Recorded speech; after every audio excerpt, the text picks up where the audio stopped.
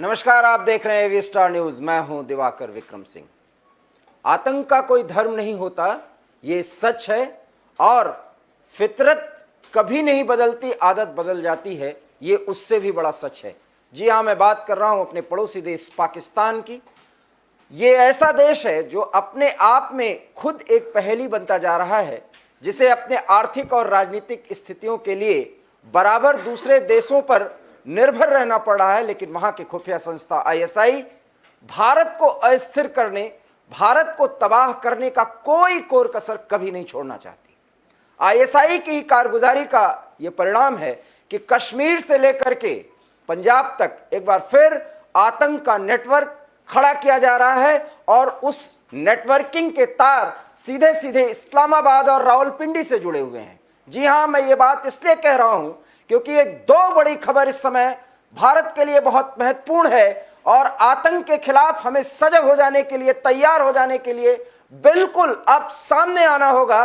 क्योंकि जिस तरीके से पाकिस्तान और जम्मू कश्मीर में आतंकी साजिश रची जा रही है, परिणाम उसके आने वाले समय में क्या होने वाले हैं, इसका आप सहज अंदाज लगा सकते हैं। हालांकि हमें अपने सरकार पर भरोसा है, भारतीय सेना पर भरोसा है और सुरक्षा बलों पर गर्व ही नहीं, पूर्ण विश्वास है कि वो किसी भी आतंकी नेटवर्क को ध्वस्त करेंगे। लेकिन अगर मासूमों का खून बहे षड्यंत्र के जरिए, तो हमें अब सजग हो जाने की जरूरत है। क्योंकि जम्मू के सांबा में जो कुछ भी खबरें आई हैं और साथ ही साथ हरियाणा के करनाल में जिन 4 आतंकियों की गिरफ्तारी हुई है, वो किसी बड़े खतरे की आहट है। और उस अंदेशे के मद्देनजर अब सीमांत राज्यों को और साथ ही साथ पूरे देश को किसी बड़े आतंकी हमले को झेलने के लिए तैयार रहना होगा। हमारी चौकस निगाहें, हमारे सुरक्षा बलों की चौकस निगाहें इन आतंकवादियों के हौसले पस्त करेंगी। साथ ही साथ पड़ोसी के जो भी मंसूबे हैं, जो भी दुष्परिणाम झेलने के लिए भारत को आगे करना चाह रहा है पड़ोसी देश पाकिस्तान, उसके भी मंसूबे हमें फेल करने हैं। क्योंकि पाकिस्तान की अंदरूनी हालत बेहद खराब है। ऐसे में अंदरूनी हालात से ध्यान भटकाने के लिए आईएसआई और वहां की सेना की खुफिया एजेंसियां बेहद चालाक और शातिराना तरीके से कुछ ऐसे कारगुजारी करने की फिराक में हैं जिससे भारत और पाकिस्तान के बीच तनाव बढ़ जाए। ये वो बड़ी रणनीति है जो सांबा में देखने को मिल रहा है और जो करनाल में। दो बड़ी खबर के साथ हम आपके साथ इस समय उपस्थित हुए हैं। सबसे बड़ी खबर करनाल से है। 4 आतंकियों को गिरफ्तार किया गया है। बब्बर खालसा इंटरनेशनल से जुड़े हैं ये आतंकी और इनको गिरफ्तार किया गया है। खालिस्तानी संगठन बब्बर खालसा के गुरदीप, गुरप्रीत, अमनदीप, परमिंदर और भूपिंदर की गिरफ्तारी हुई है। ये करनाल के पुलिस अधीक्षक ने स्पष्ट किया है कि चारों आतंकी पाकिस्तान से कनेक्ट हैं। पाकिस्तान में बैठे आतंकी हरविंदर सिंह रिंदा से इनके तार जुड़े हुए हैं। हरविंदर रिंदा कौन है, ये हम आपको थोड़ी देर में बताएंगे। और आतंकियों के पास से जो हथियार मिले हैं वो निश्चित रूप से परेशानी में डाल सकते हैं आपको और हमें चिंता में डाल सकते हैं। AK-47, 4 विदेशी और 1 देसी पिस्टल भी बरामद हुआ है और ढेर सारे मात्रा में गोला बारूद भी। और यह भी बताया जा रहा है कि 2 सेट IED के भी मिले हैं। 56 कारतूस AK-56 के भी मिले हैं और साथ ही IED मिले हैं। IED से एक बड़े परिक्षेत्र को तबाह किया जा सकता है, दहशत फैलाया जा सकता है, ये हम आप सभी जानते हैं। कार में 3 लोहे के कंटेनर भी मिले हैं। इन कंटेनर्स का किस तरह से इस्तेमाल किया जाना था ये भी हम आपको बताएंगे। हर कंटेनर का वजन करीब 2.5 किलो बताया जा रहा है। आप समझ सकते हैं किसी भी इम्प्रोवाइज्ड डिवाइस को जब कंटेनर के जरिए कहीं पहुंचाया जाता है, उसको एक्टिवेट किया जाता है, तो उससे तबाही कितनी ज्यादा होती है। बसवाड़ा टोल क्रॉस पर मधुबन तक पहुंच चुकी थी। बसताड़ा टोल क्रॉस कर मधुबन तक पहुंच चुकी थी आतंकियों की इनोवा गाड़ी। इनोवा से इनकी गिरफ्तारी हुई है।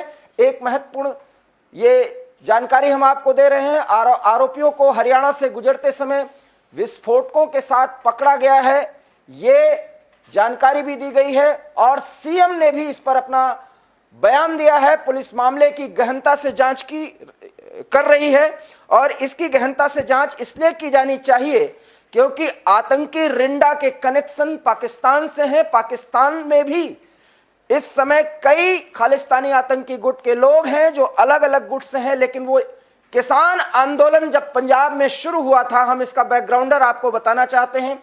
इन तस्वीरों के जरिए आप देख सकते हैं कि किस तरीके से आतंकियों का पीछा किया गया और ये रोबोट के जरिए ट्रेसिंग हो रही है, क्योंकि इस इनोवा गाड़ी में जो आप अपने स्क्रीन पर देख रहे हैं, इस इनोवा गाड़ी में किस स्तर पर और किस तरीके से विस्फोटक कनेक्ट किए गए थे और जो बताया जा रहा है कि सारा कंसाइनमेंट हरियाणा से लेकर के नांदेड़ तक उसके तार जुड़े हुए थे और कहां किस कंसाइनमेंट को किस तरीके से पहुंचाना था, ये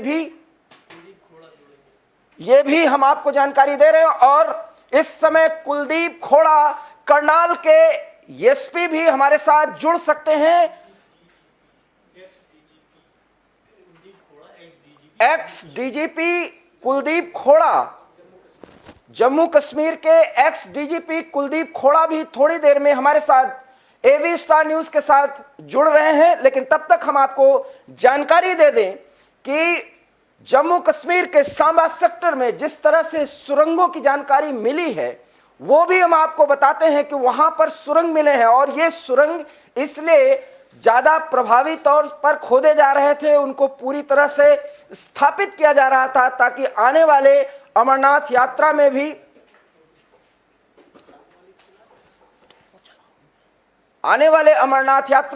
उनके सामने और श्रद्धालुओं के लिए बड़ी मुश्किल स्थिति पैदा करने की फिराक में है पाकिस्तान। दो खबरों को आप कोरिलेट करिए। एक तरफ हरियाणा पंजाब, यहां पर आतंकियों का एक कनेक्शन जो बब्बर खालसा सहित कई आतंकी गुट हैं जो पाकिस्तान से कनेक्ट हैं, उनको एक छतरी के तले लाने के बाद निर्देशित किया जा रहा है बड़े पैमाने पर हिंसा कराने या विस्फोट के जरिए दहशत फैलाने की। क्योंकि हम आपको बता दें कि पिछले 7 सालों के दौरान आतंकियों की हिम्मत और जुर्रत तमाम उनके प्रयासों के बावजूद ये नहीं हुई कि बहुत ही ज्यादा कश्मीर या कुछ हद तक और सीमांत राज्यों के अतिरिक्त वो अपने वारदातों को, अपने करतूतों को, कारस्तानियों को अंजाम नहीं दे पाए हैं। ऐसे में पाकिस्तान की खुफिया एजेंसी आईएसआई की कोशिश है कि जम्मू कश्मीर और पंजाब के अतिरिक्त भारत के अन्य भागों में, सुदूर पश्चिम या पूर्व के भागों में भी कुछ ऐसे विस्फोट कराए जाएं, कुछ ऐसे सांप्रदायिक दंगे कराए जाएं जिससे स्थिति पूरी तरह से तनावपूर्ण हो और अस्थिरता का एक दौर चले और यहां पर सांप्रदायिक विभेद या दहशत की स्थिति या आतंक का जलवा कायम हो सके। ये पाकिस्तान की कोशिश है और ये अंदरूनी घरेलू उनकी राजनीति में जो समस्याएं आई हुई हैं उसको पाकिस्तान की सेना की खुफिया एजेंसी, साथ ही साथ आईएसआई की कोशिश है कि वहां से अपने जनता का ध्यान हटाया जाए, इंटरनेशनल बिरादरी का ध्यान हटा करके भारत में शिफ्ट किया जाए और भारत में जो सांप्रदायिक उन्माद और तनाव है और लोगों का सरकार के प्रति जो कथित विरोध है, मैं बार बार इस शब्द का इस्तेमाल करूंगा, कथित विरोध को स्थायी रूप से पूरे देश में प्रभावी तौर पर दिखाने की ये पाकिस्तान की एक बड़ी साजिश है। और इन दोनों साजिशों को, इन दोनों घटनाओं को जो आप अपने स्क्रीन पर देख रहे हैं कि किस तरीके से ये सुरंग, एक्स डीजीपी कुलदीप खोड़ा हमारे साथ जुड़ रहे हैं एवी स्टार न्यूज के साथ। कुलदीप सर, आपका बहुत बहुत स्वागत एवी स्टार न्यूज पर। सर, सांबा में जो घटना हुई है और जो हेलो, क्या मेरी आवाज सर आप सुन पा रहे हैं? हेलो, क्या सर मेरी आवाज सुन पा रहे हैं? मैं दिवाकर विक्रम सिंह एवी स्टार न्यूज से बोल रहा हूं sir. Hello hello Kuldeep sir, आप मेरी आवाज सुन पा रहे हैं? हेलो, हाँ, आप मेरी आवाज सुन पा रहे हैं सर?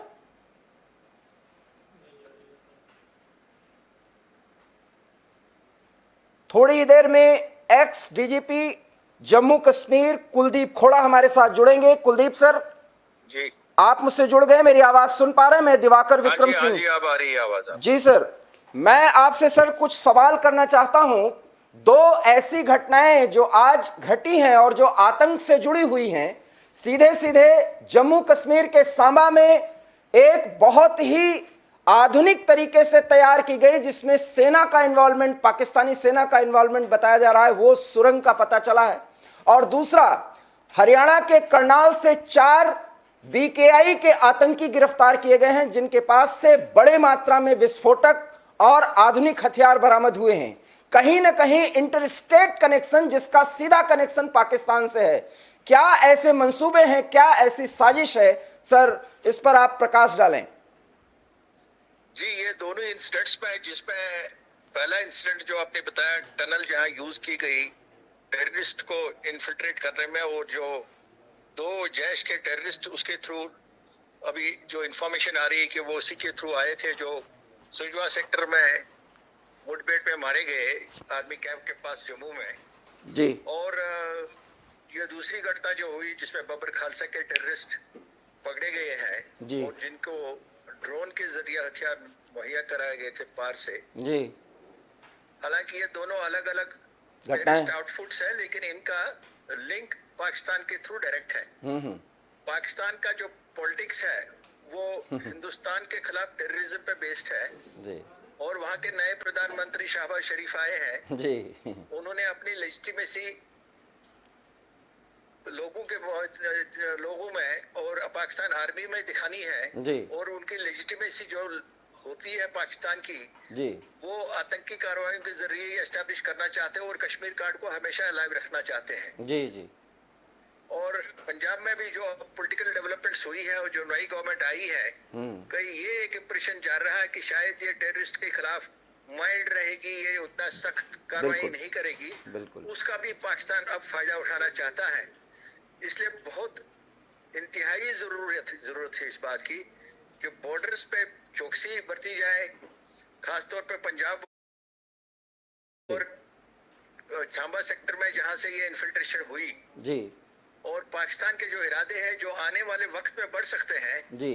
उनको नाकाम बनाने के लिए एंटी मिलिटेंसी ग्रिड को और मजबूत करना है, ताकि ड्रोन के जरिए या इन्फिल्ट्रेशन के जरिए टेररिस्ट एक्टिविटीज को हिंदुस्तान में बढ़ावा ना दिया जाए। सर, आपने एक बहुत महत्वपूर्ण बात कही है और इसी बात का हमने जिक्र भी किया अपने शुरुआती, जब मैंने इस खबर की शुरुआत की। बिल्कुल ये एक परसेप्शन आम भारतीय का है जो कम से कम इन आतंकी घटनाओं को देख रहा है, उसके पीछे की साजिश को समझ रहा है। बड़ा सवाल यह है कि ड्रोन से इतनी मात्रा में हथियार, वो भी निर्देशित स्थान पर भिजवा दिया जा रहा है। ये एक बड़ी चुनौती होने जा रही है सीमांत राज्यों में, विशेष करके जम्मू कश्मीर और पंजाब में। जी, और एंटी ड्रोन मैकेनिज्म जो हिंदुस्तान, अब इंडिया ने भी अब उसमें काफी सारी महारत हासिल की है जी। और एंटी ड्रोन इक्विपमेंट भी लाया है, उसको और सप्लीमेंट करने की जरूरत है। और साथ साथ में जो ये टनल का आप जिक्र कर रहे हैं जी, वो बॉर्डर से कोई 150 मीटर अंदर है और जो फेंसिंग है उससे 50 मीटर अंदर है। जी। जी। तो ये जो रियल डिप्लॉयमेंट होती है जी, उसको भी स्ट्रेंथन करने की जरूरत है, क्योंकि रियल डिप्लॉयमेंट में ये टनल नोट्स में आनी चाहिए थी। और जो सुजवा का जो इंसिडेंट हुआ जी, वो आज से लगभग 2 हफ्ते पहले हुआ। इसका मतलब 2 हफ्ते ये टनल अनडिटेक्टेड रही। तो ऐसी चीजों, ऐसी जो अगर हरकत हो, पाकिस्तान अपनी हरकतों में कामयाब हो सकता है। इसलिए हमने बॉर्डर पे जहां फ्रंट लाइन डिप्लॉयमेंट है, जो बॉर्डर आउटपोस्ट है, उसके साथ जो सेकंड टियर डिप्लॉयमेंट है हमारी, जिसमें मोस्टली हमारी आर्मी रहती है इंटरनेशनल बॉर्डर पे भी, सेकंड टियर में फ्रंट लाइन में तो बीएसएफ है जी, और पंजाब में तो बीएसएफ है, हरियाणा में भी बीएसएफ है। तो इसलिए ये सब जगह मजबूती करने की जरूरत है। और साथ साथ में पंजाब गवर्नमेंट जो आई है नई जी, और जो उसके बारे में एक तस्वीर बनाया जा रहा है, उन्होंने अपनी कार्रवाइयों के जरिए उस तस्वीर को दूर करना है कि वो एंटी मिलिटेंसी के खिलाफ पूरी कार्रवाई करेंगे और कहीं नरमी नहीं बरतेंगे। क्योंकि जो खालिस्तान एलिमेंट्स है कनाडा से भी, वो भी ऐसी एक तस्वीर दे रहे हैं, ऐसी मैसेज दे रहे हैं पंजाब कार्डर में कि आप कार्रवाई तेज कर सकते हो जी। तो इसलिए बड़ा जरूरी है कि पॉलिटिकल एस्टेब्लिशमेंट भी इस बात को गहराई से समझे कि पॉलिटिक्स एक साइड है और जहां हिंदुस्तान की सिक्योरिटी का मसला है वहां पे उन्होंने पॉलिटिक्स नहीं खेलना है। जो पॉलिटिक्स खेली जा रही है सर, इस पर भी हमने चर्चा की है और बिल्कुल सही कहा आपने। आप जैसे विशेषज्ञों की अगर ये राय है तो कम से कम नई सरकार जो भगवंत मान के नेतृत्व में आई है उसको बहुत जल्दी सचेत हो जाना पड़ेगा, क्योंकि ये देश के साथ बहुत ही गलत हो जाएगा अगर राजनीति के चलते ऐसा कुछ किया गया। ये संदेश अगर सीमा पार पहुंच रहा है कि वहां सब कुछ किया जा सकता है। सवाल यह है सर कि इस तरीके से जम्मू कश्मीर के आतंकवाद को और माफ करिएगा पंजाब के आतंकवाद को एक साथ कनेक्ट करके आईएसआई 2 दशक पहले भारत को बहुत परेशान कर चुकी है। क्या कुछ इस स्थिति में पाकिस्तान आता हुआ नजर आ रहा है क्या? देखिए, पिछले 32 साल से जो आतंकी कार्रवाइयां चल रही है जम्मू कश्मीर में, उसमें पाकिस्तान कभी तेजी लाता है, कभी नरमी करता है। जब पाकिस्तान पे इंटरनेशनल प्रेशर बढ़ता है या हिंदुस्तान की तरफ से जवाबी कार्रवाई होती, जैसे उड़ी स्ट्राइक्स में हुई या बाद में बालाकोट एयर स्ट्राइक्स में हुई जी, तब वो थोड़ी देर के लिए शांत बैठा है। लेकिन पाकिस्तान आर्मी का एक क्लियर कट मुद्दा ये है कि कश्मीर में हालात को नॉर्मल नहीं आने दिया जाए, वहां पे जानी और माली नुकसान होता रहे, और उन्होंने कश्मीर कार्ड पे ही अपनी नौकरी चलानी है। अगर कश्मीर कार्ड उनके लिए खत्म हुआ तो ना आर्मी इतनी पावरफुल रहेगी पाकिस्तान में, ना पॉलिटिशियन अपना काम कर सकते हैं। उनकी तो अपनी मजबूरी है, लेकिन हिंदुस्तान की तरफ से जैसे आपने देखा है कि छोटी छोटी कंट्रीज इजराइल जैसी हो या श्रीलंका ने भी अपना टेररिज्म बड़ी सख्ती से खत्म किया जी। इसलिए बहुत जरूरी है कि जो सोर्स ऑफ टेररिज्म है पाकिस्तान में, उसको कैसे खत्म किया जाए, और जब तक सोर्स ऑफ टेररिज्म को खत्म नहीं किया जाएगा तब तक पाकिस्तान करता रहेगा ये। और हिंदुस्तान के लिए है कि लो इंटेंसिटी प्रॉक्सी वॉर चालू रहेगा।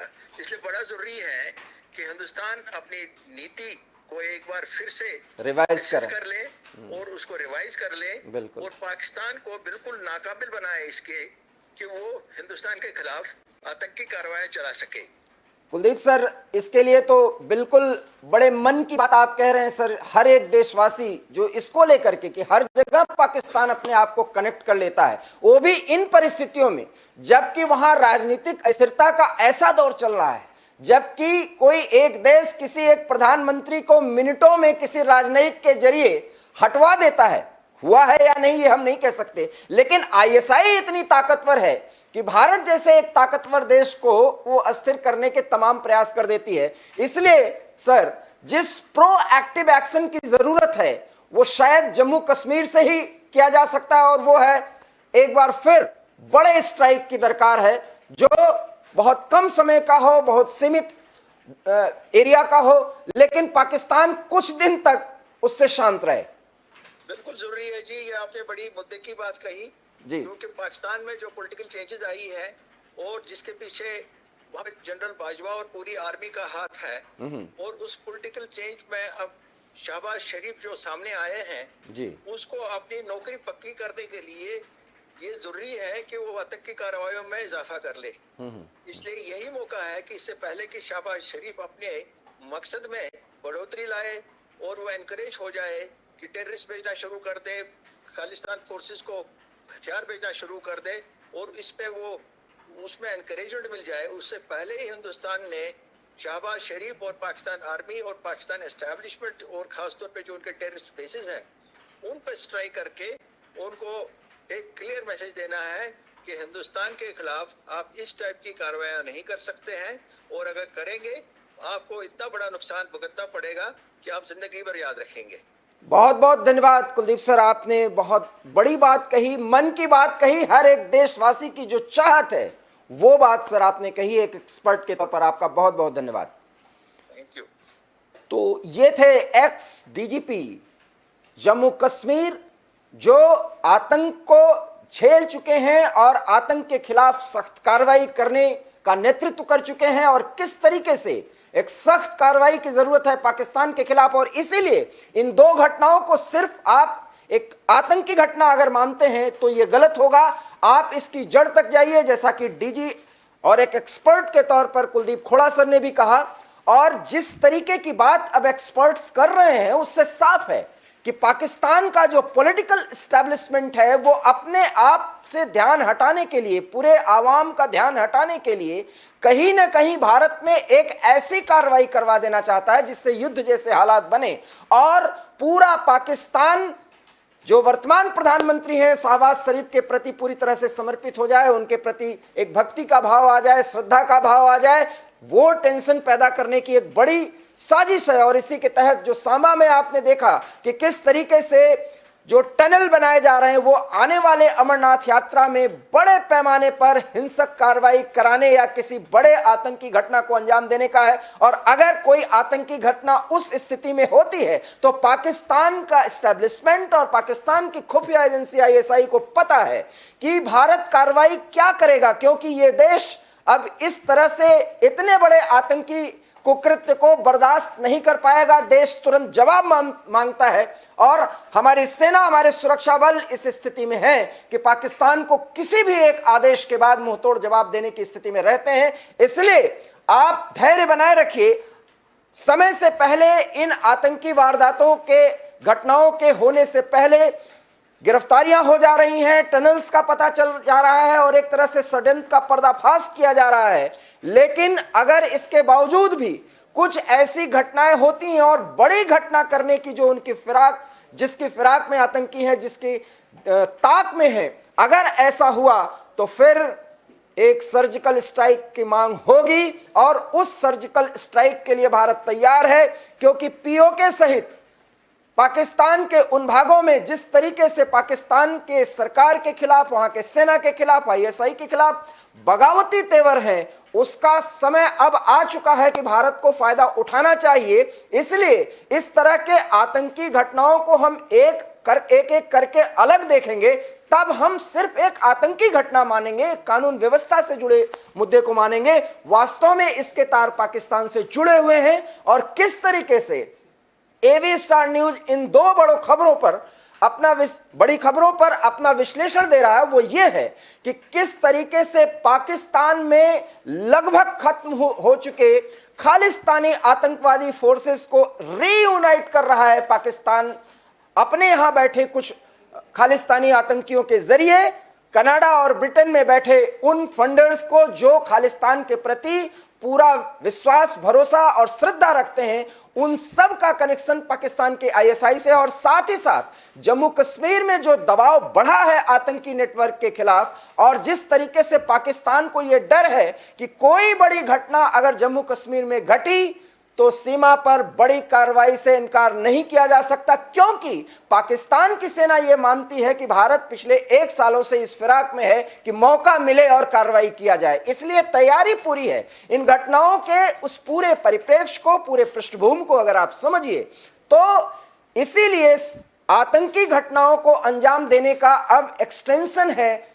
पहले तो पंजाब और उसके बाद दिल्ली, माफ करिएगा, पंजाब, हरियाणा, दिल्ली और इसके बाद उसके तार सीधे नांदेड़ और आप कह सकते हैं हैदराबाद तक उसके तार जोड़े जाएंगे और कहीं ना कहीं महाराष्ट्र का भी उसमें नाम आएगा, क्योंकि आतंकी नेटवर्क को उनके जो तार हैं उनको मजबूती देने के लिए जो लगभग खत्म से होते जा रहे हैं, ये एक बड़ी साजिश है ताकि भारत में अंदरूनी तौर पर दो संप्रदायों के बीच दूरियां बढ़ाई जाएं और इससे अशांति का एक वातावरण कायम हो और ऐसे में सीमा पर फिर से एक बड़ी साजिश को अंजाम दिया जाए और पाकिस्तानी आतंकी और कश्मीर के अंदरूनी जो आतंकी हैं विभिन्न गुटों को, उनको भी रीयूनाइट करके और फिर जम्मू कश्मीर और पंजाब में बड़े पैमाने पर आतंकी षड्यंत्र को कारगर तरीके से प्रभावी बनाया जाए और भारत की मुश्किलें बढ़े। लेकिन इन सब का अंजाम क्या होगा, क्योंकि भारत 135 करोड़ का आवाम अब कतई पाकिस्तान की इन साजिशों को यूं ही बर्दाश्त नहीं करेगा। ये बहुत अच्छी बात है कि समय से पहले कुछ इन बड़ी वारदातों को अंजाम देने से पहले ही उन्हें ट्रेस किया जा रहा है हमारे खुफिया जवानों के द्वारा, हमारे खुफिया सूत्रों के द्वारा। हमारे खुफिया नेटवर्क में जो ताकत और जो हिम्मत दिखाई है और जो स्मार्ट वर्किंग का एक कल्चर डेवलप हुआ है वो पिछले कई सालों से दिख रहा है और समय रहते कुछ ऐसे बड़े षड्यंत्र को पूरी तरीके से नाकाम किया जा रहा है, उसका पर्दाफाश किया जा रहा है। ऐसे में सांबा में घटी घटना के साथ जो कुछ भी करनाल और करनाल के थ्रू दिल्ली और दिल्ली से जो वहां तक तार जोड़ रहे हैं नांदेड़ तक, आप समझ सकते हैं कि किस फिराक में है आतंकी नेटवर्क और उसके तार सीमा पार पाकिस्तान से किस तरह से जुड़े हुए हैं। ऐसे में अब शहबाज शरीफ की जो नई सरकार आई है, भारत का यह संदेश उसे सुनना ही होगा कि अगर समय रहते वो चेते नहीं तो सर्जिकल स्ट्राइक इस बार भी होगा, लेकिन इस बार आर पार की लड़ाई होनी तय है, यह देश का जनमत कहता है। इसलिए इन छोटी छोटी वारदातों से भारत अब हिलने वाला नहीं, दहलने वाला नहीं, क्योंकि भारत आतंक का और प्रॉक्सी वार का दंश पिछले 3 दशक से अधिक समय से झेल रहा है, उसका सामना कर रहा है और कई झटकों के बावजूद भारत फिर तनकर अकड़ कर खड़ा हो जाता है और शायद यही पाकिस्तानियों की सबसे बड़ी परेशानी का कारण है। एबी स्टार न्यूज में इतना ही। देश और दुनिया की तमाम बड़ी खबरों के लिए आप देखते रहिए एबी स्टार न्यूज, क्योंकि यहां खबरों का सिलसिला कभी नहीं थमता। फिलहाल दीजिए मुझे इजाजत, नमस्कार।